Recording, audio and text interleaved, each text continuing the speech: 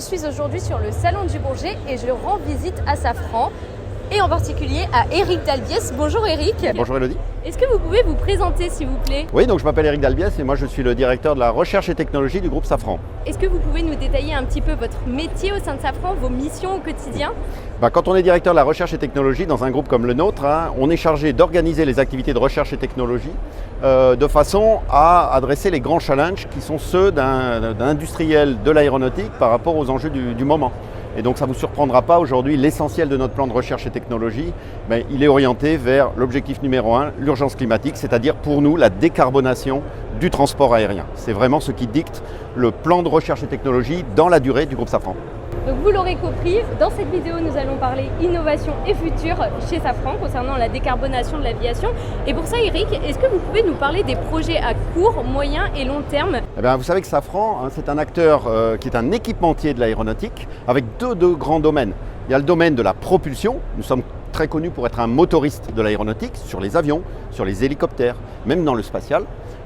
Mais nous sommes aussi un grand équipementier de tout le reste de ce qu'on peut mettre dans un avion indépendamment des moteurs. On va trouver des trains d'atterrissage, on va trouver le câblage électrique, on va trouver des nacelles, on va trouver des groupes auxiliaires de puissance, de l'avionique, etc. Donc on va prendre l'ensemble de cette collection de produits et à chaque fois, on va regarder qu'est-ce qui peut aider à ce que l'avion, en finale, consomme moins de carburant, donc émet moins de gaz à effet de serre.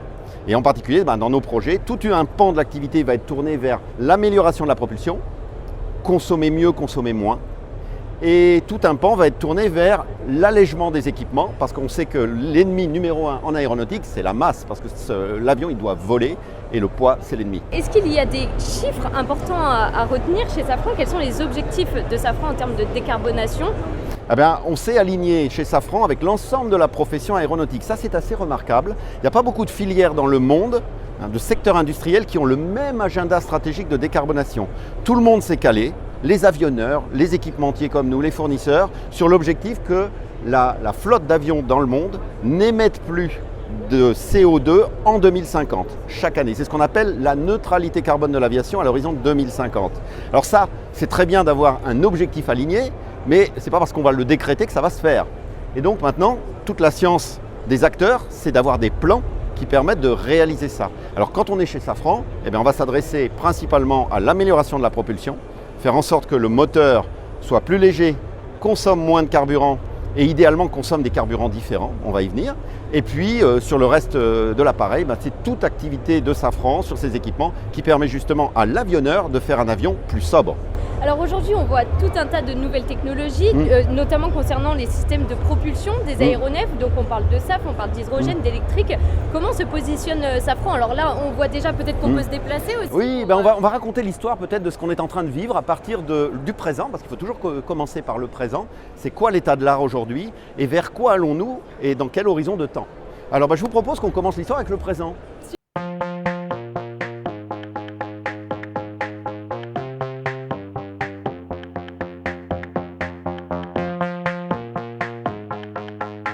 Ce que vous avez derrière moi ici, c'est ce qu'on appelle le moteur LEAP. C'est la dernière génération de moteurs la plus économe, issue de l'innovation, l'amélioration continue depuis que Safran travaille dans ce domaine-là, c'est-à-dire à peu près depuis 70 ans que l'aviation commerciale existe. Le moteur LEAP, c'est le best-seller mondial, c'est celui qui a à peu près 75% de la part de marché des courts moyens courriers dans le monde, que ce soit les avions d'Airbus ou les avions de Boeing, pour citer des produits connus. La famille de l'A320, A320 Neo chez Airbus et la famille du Boeing 737, 737 MAX chez Boeing. Donc avec ça, déjà, ce moteur-là, il est déjà en service. Ça fait 7-8 ans qu'il vole sur les nouveaux Airbus et les nouveaux Boeing. Et il a apporté à lui tout seul 15% de réduction de consommation par rapport à la génération d'avant des moteurs. Déjà là, il y a une évolution. Il y a déjà une évolution. Mais est-ce que ça suffit? Par rapport à l'objectif dont je parlais avant, neutralité carbone en 2050, non. Ça ne suffit pas de simplement remplacer les anciennes flottes par les nouvelles équipées d'un moteur performant. Pourquoi? Le problème, c'est le calendrier. Pour arriver en 2050 avec la neutralité carbone, ça veut dire qu'il faut que les avionneurs soient capables de lancer une nouvelle génération d'avions qui commencera à être mise en service dès 2035, puisque vous me posiez la question des dates. Donc 2035, ça veut dire qu'ils vont décider de lancer le développement de ces avions 7-8 ans avant, fin de la décennie. Et ça veut donc dire que, alors que nous sommes en 2023, pour être simple, il nous reste 5 ans pour que toutes les technologies qui feront l'avion de demain soient disponibles au moment où ils vont prendre la décision.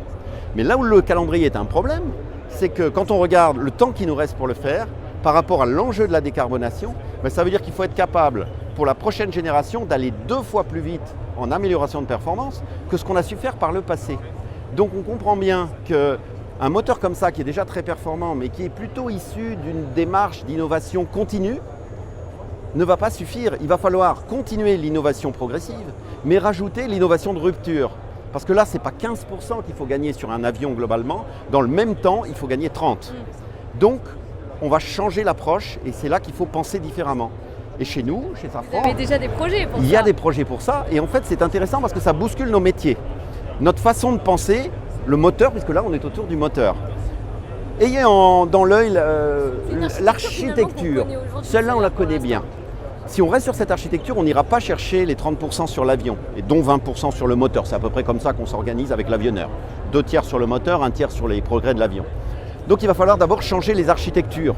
Et tout à l'heure, nous étions devant une architecture très différente où on va revenir, le RISE. Là, c'est visible. Oui. On est sur une architecture, il n'y a plus de nacelle autour, etc. Donc Donc, l'architecture, premier point. Il y a un deuxième pilier pour ça, c'est de faire rentrer le monde de l'électricité dans la propulsion. C'est quelque chose de nouveau. Et ça prend des projets là-dessus? On a beaucoup de projets et nous avons ici la vitrine des technologies électriques que nous allons introduire dans la propulsion des avions, avec des sources électriques, des génératrices, etc., qui vont alimenter ensuite des gros moteurs électriques qui peuvent servir, comme on le voit ici par exemple, directement à propulser un appareil. C'est pour ça que vous avez une hélice directement branchée sur un moteur électrique. Mais ce moteur électrique, on peut se dire aussi qu'on pourrait l'utiliser comme dans une voiture hybride. Si on le met à l'intérieur d'un gros moteur thermique comme on avait derrière, eh bien dans ce cas, ce moteur électrique, il est capable d'apporter par moment de la puissance électrique supplémentaire comme dans votre voiture hybride. Et ça permet du coup de faire un moteur thermique plus petit. Puisque quand on aura besoin de puissance additionnelle, eh bien on ne va pas le faire avec la turbine à gaz, on va le faire avec de l'électricité. Donc si on est capable de faire ça avec un moteur thermique plus petit, il est plus léger et il consomme moins de carburant. Donc on réduit encore les émissions. Donc deuxième grand pilier, derrière les changements d'architecture, l'irruption du monde de l'électrique. Voilà. Alors ça permet de faire quoi? En gros, ça permet de consommer moins. Mais on voudrait aussi consommer mieux, c'est-à-dire on se permet également de changer le carburant. Depuis que l'aviation est aviation, on a toujours brûlé le même produit qui s'appelle du kérosène d'aviation. Voilà. Et donc là arrive le SAF. Et voilà, donc le kérosène d'aviation, il vient de la distillation du pétrole, c'est-à-dire une énergie fossile extraite de la terre. Ce qui veut dire que le carbone qui est dans le kérosène, la nature l'a stocké dans le sol, et quand on l'extrait et qu'on le raffine et qu'on le brûle, eh bien ce carbone-là, on le rejette dans l'atmosphère. Donc on rajoute du CO2 dans l'atmosphère, là où il était piégé. Notre idée, c'est de dire, peut-on trouver des carburants toujours carbonés, mais qui vont permettre de ne pas rajouter du CO2 dans l'atmosphère. Et toute l'idée, c'est de dire, mais si on faisait une économie circulaire du CO2, si ces carburants-là, pour les produire, nous commencions par soustraire du CO2 de l'atmosphère, fabriquer le carburant, le brûler dans les moteurs, le remettre dans l'atmosphère. Mais comme on a commencé par le soustraire pour le remettre, on n'en rajoute pas. Et la façon de le faire, c'est soit la nature va le faire pour nous, ce sont les biocarburants. On va partir de biomasse, puisque la nature a soustrait du CO2 de l'atmosphère et l'a stocké dans de la végétation. Soit on va le faire par de la synthèse chimique.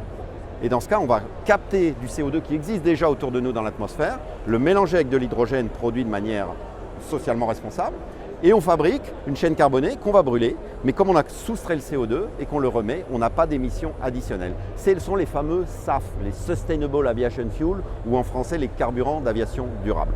Donc ça, c'est le troisième pilier. Après, consommer moins, consommer mieux. Et puis il y en a un quatrième qui est la course à la réduction de masse. Puisque le poids, je l'ai dit, c'est l'ennemi de l'aéronautique. Et Safran a la chance d'être un équipementier large. C'est-à-dire qu'en fait, partout où Safran, sur un train d'atterrissage, un câblage, une nacelle, un moteur bien sûr, partout où Safran peut trouver une façon de les faire plus légers, mais si on le dit à l'avance à l'avionneur qui va devoir concevoir son nouvel avion, il va le prendre en compte dès le départ. Du coup, il va nous demander moins de poussée pour cet avion plus léger. Moins de poussée, c'est moins de carburant. c'est des moteurs plus petits, c'est des moteurs encore plus légers. Donc c'est vraiment un effet en cascade. Et un avion plus léger, c'est un avion qui consomme moins. Qui consomme moins et qui émet moins. Donc si on travaille bien avec l'avionneur et on a la chance d'avoir plein d'équipements qu'on peut lui fournir, donc on a plein d'opportunités de réduire la masse, eh bien ça a un effet boule de neige considérable sur les émissions de l'aviation dans le futur. Voilà, donc 4 piliers, les nouvelles architectures, l'arrivée du métier électrique, les nouveaux carburants et l'allègement de la masse partout où on peut. Vous avez un gros projet en ce moment, un nouveau moteur justement avec une nouvelle architecture devant lequel on était en début de vidéo, oui. Le moteur RISE. Alors peut-être est-ce qu'on peut y retourner? Allons-y. Déjà RISE, ça veut dire quoi? Alors que veut dire RISE? RISE c'est un acronyme anglais pour Revolutionary Innovation in Sustainable Engine. En gros, si on voulait traduire, on dirait innovation de rupture pour des moteurs durables. Voilà, c'est le petit nom de cette ligne directrice de notre recherche et technologie. Alors quand on est en face, justement, ça illustre le premier point, la rupture visible dans l'architecture. Vous voyez ici, on a une très grande hélice qui tourne au premier plan, qui pousse l'air vers l'arrière pour créer la poussée. Derrière, vous voyez une deuxième hélice. J'ai du mal à l'appeler hélice parce que celle-là ne tourne pas. Elle est là pour redresser l'écoulement, de façon à ce que la poussée qui est créée par la première hélice soit bien dans l'axe du moteur. Donc c'est une poussée efficace. Autre élément frappant dans cette architecture en rupture, où est passée la nacelle? Il n'y a plus de nacelle autour. Bon. Et dernier élément que vous ne voyez pas là, c'est l'effet d'échelle. Pourquoi? Vous avez en tête le moteur qu'on a vu tout à l'heure, il est à l'échelle 1, c'est un vrai moteur. Ici vous avez une maquette à l'échelle 1,5. Donc imaginez en fait que pour équiper le même avion que celui qui est équipé de l'autre moteur, cet objet-là va être 2 fois plus grand. C'est d'ailleurs pour ça qu'on a installé une arche devant. Cette arche, elle a le vrai diamètre de l'hélice que vous voyez là. Tout est pensé. Ça donne une idée. Donc deuxième élément de rupture visible. Et quand on voit ça, là on comprend pourquoi la nacelle a disparu. Parce que si on doit mettre une nacelle de ce diamètre autour de cet objet très performant, eh bien, on enlève tout le gain de performance en rajoutant l'énorme masse d'une nacelle très grande. Donc il faut penser ce système en enlevant la nacelle, ce qui pose plein de questions, parce que la nacelle, elle a plein de fonctions dans un moteur. Elle sert à réduire le bruit aussi, parce qu'on fait des traitements acoustiques dans la nacelle. Donc on travaille beaucoup l'acoustique d'une hélice ouverte. Elle sert également à refroidir le moteur. Donc on va mettre des échangeurs de chaleur, mais il faut trouver un endroit. Donc dans cette architecture, on va les mettre sous les capots qui sont derrière. Donc voilà, ça c'est le premier aspect très visuel, changement d'architecture qui illustrait mon premier point. Oui. Ensuite, qu'est-ce qu'il y a comme innovation qu'on ne voit pas, qui est sous le capot? L'électrique, dont on parlait tout à l'heure. Ce moteur, vous ne le voyez pas là parce que c'est bien caché sous le capot, mais en fait vous avez dedans 2 moteurs électriques. Donc c'est un moteur hybride. C'est un moteur hybride et avec 2 génératrices qui sont aussi des moteurs. Une sur l'arbre basse pression, une sur l'arbre haute pression, eh bien on peut, quand on en a besoin, prélever de la puissance de l'arbre qui tourne vite pour l'envoyer par le moteur électrique sur l'arbre qui tourne lentement. Et ça permet d'éviter de pousser la manette des gaz alors qu'on voudrait quand même accélérer. L'hélice par exemple, c'est l'électrique qui va le faire. Et aujourd'hui, on ne risque pas de perdre un petit peu en performance, en autonomie, en passant du kérosène à l'électrique?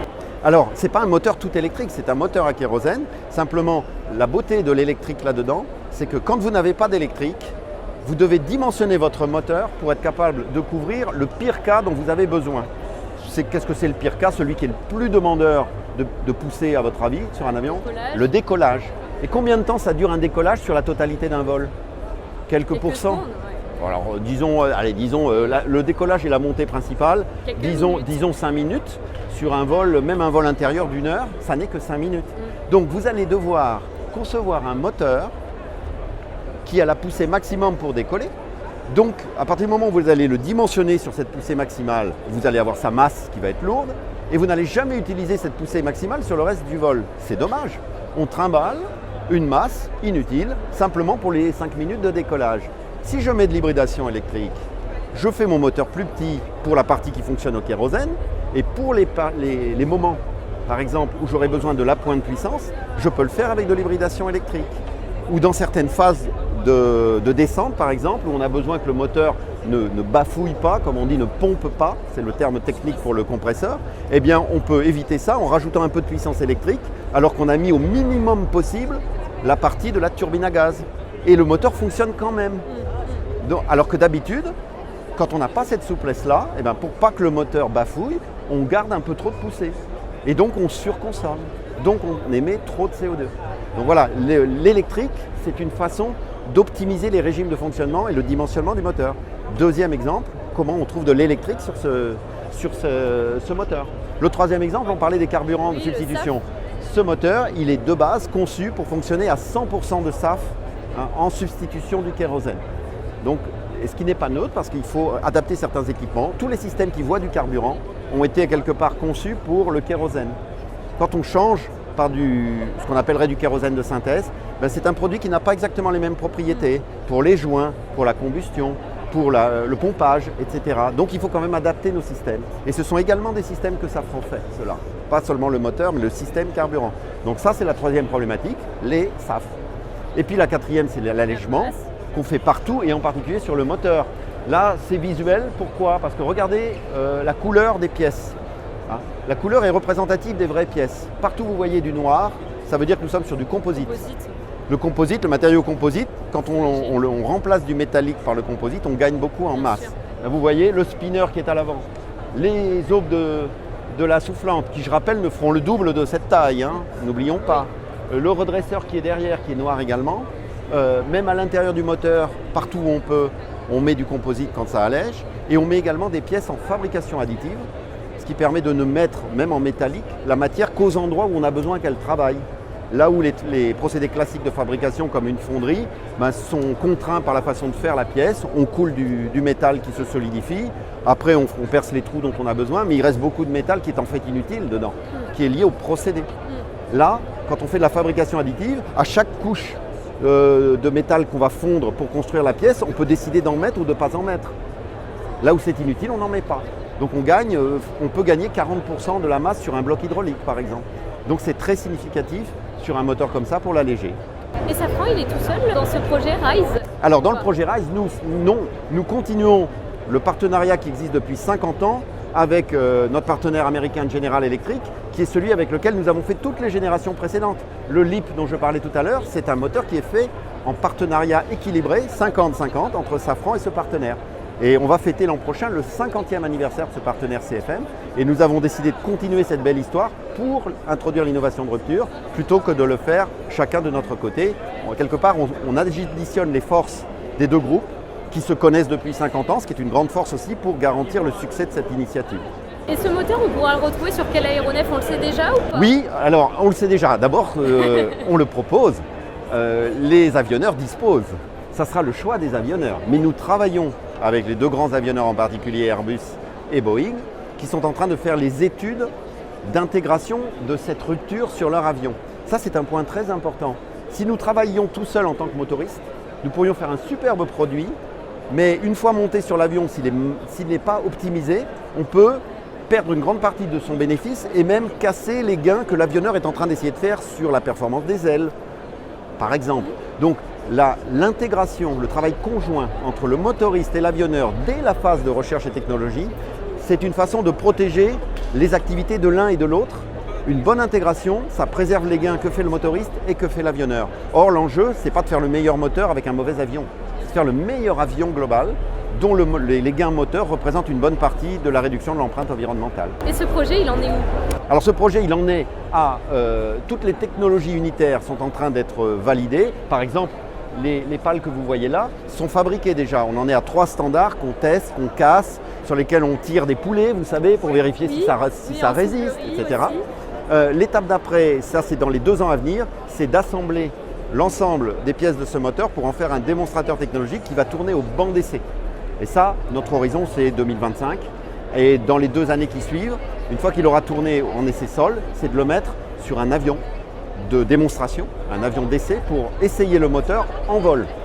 Principalement pour vérifier comment le moteur se comporte en vol. Et en parallèle, les avionneurs avec qui nous travaillons, réfléchissent à le mettre aussi sur un avion d'essai, mais pour eux voir l'impact d'un moteur comme ça sur leur avion. Ce qui est un objectif complémentaire d'une démonstration en vol. Et vous avez déjà une idée de date de mise en service? Oui, alors effectivement, nous travaillons quand nous serons sélectionnés, puisque je rappelle que les avionneurs lanceront leur programme avion autour de 2028-2029. Ils sont à peu près alignés sur ça. Donc nous faisons le maximum en technologie pour que quand ils lancent cet avion, ils nous préfèrent. Et s'ils nous ont choisis, c'est pour une entrée en service avec l'avionneur en 2035 dans les compagnies aériennes. Là, on a bien vu l'électrique côté moteur, mais il me semble qu'il y a d'autres avancées concernant l'électrique Oui, chez Safran. effectivement, l'électricité, ce n'est pas un domaine qu'on va vouloir uniquement appliquer au moteur. Beaucoup de systèmes de l'avion sont en train de quitter le monde de l'hydraulique et du pneumatique pour passer à l'actionnement électrique, par exemple, les actionneurs eux-mêmes. Puis il y a un autre domaine où Safran travaille beaucoup parce qu'on est le premier acteur mondial sur les trains d'atterrissage. Alors on s'est dit, mais qu'est-ce que l'électrique peut nous apporter pour améliorer les trains? Et on a une innovation de rupture sur ce sujet qui concerne justement la façon de faire mouvoir les avions au sol. Et on la voit ici. Là, vous voyez un train d'atterrissage et vous voyez ici une grosse protubérance qui n'est pas habituelle sur un train classique. Oui. Et bien ça, c'est une façon de proposer à l'avionneur de faire rouler son avion au sol sans utiliser les moteurs. Quand aujourd'hui, vous savez comment on fait quand on quitte par exemple la porte d'embarquement. On commence par reculer l'avion. Donc déjà, il faut appeler ce qu'on appelle un tracteur de piste qui s'appelle un pushback qui va faire reculer l'avion. Une fois qu'on a fait ça, le pushback il se déconnecte. Par parenthèse, le pushback il est souvent à moteur thermique. Il y en a quelques-uns d'électriques, mais voilà. Donc ça, c'est une activité carbonée des opérations aériennes. Et puis après, une fois que l'avion est libéré, ces moteurs s'allument et on va les utiliser à tout petit régime pour aller faire ce qu'on appelle le taxiage. On va sur le taxiway pour rejoindre la piste.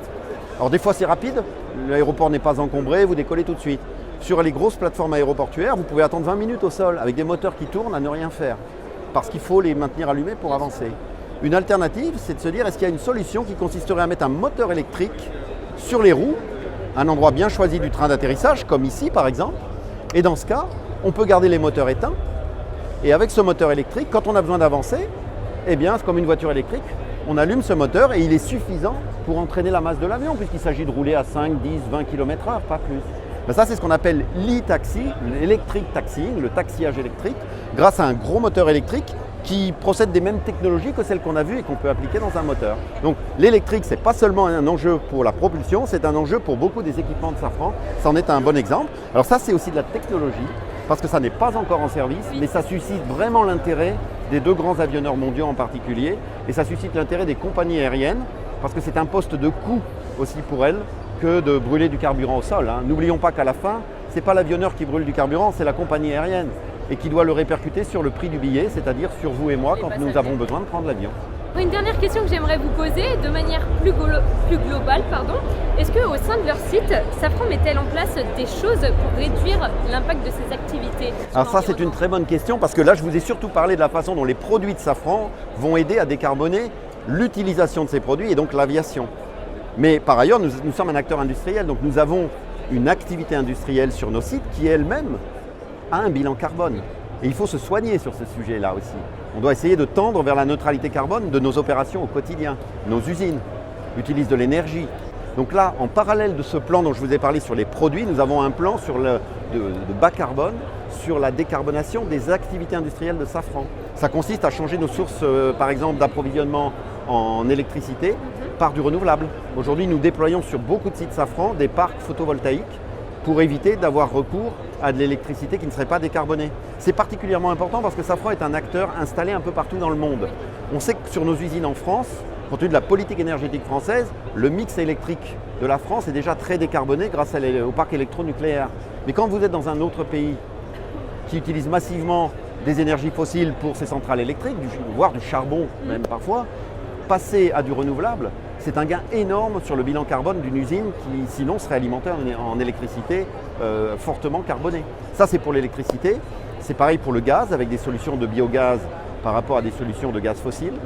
Et c'est pareil également pour tout ce qui nous permet par ailleurs de réduire la consommation. Nous avons des plans pour mettre au niveau minimum la consommation énergétique d'une usine, éteindre les machines qui ne servent pas. C'est tout bête comme action. On le fait chez soi pour déjà l'économie d'électricité et puis pour les impacts environnementaux. Imaginez ce réflexe-là adapté à l'échelle d'une usine dont les machines sont consommatrices beaucoup plus que les ampoules ou le four d'une maison. Eh bien, c'est la même discipline, c'est dans les réflexes. Et c'est là qu'on attaque un sujet qui est culturel. Là, je vous ai parlé beaucoup de technologie, il faut faire progresser la techno, mais il faut faire progresser aussi la culture de l'ensemble de nos salariés là-dessus, qui par ailleurs ne sont pas les derniers à demander qu'on le fasse. Ça, c'est encourageant. On n'a pas de réticence de la population des employés de Safran, on a plutôt des gens qui sont exigeants en disant « vous n'allez pas assez vite ». Et c'est pour ça qu'on accélère depuis 2 ans le plan bas carbone de l'entreprise sur ses activités propres. Merci beaucoup Éric Dalbiez pour cet échange, c'était passionnant. Donc je vous remercie d'avoir libéré du temps pour Avec plaisir, Élodie. parler de la décarbonation de l'aviation chez Safran. Merci.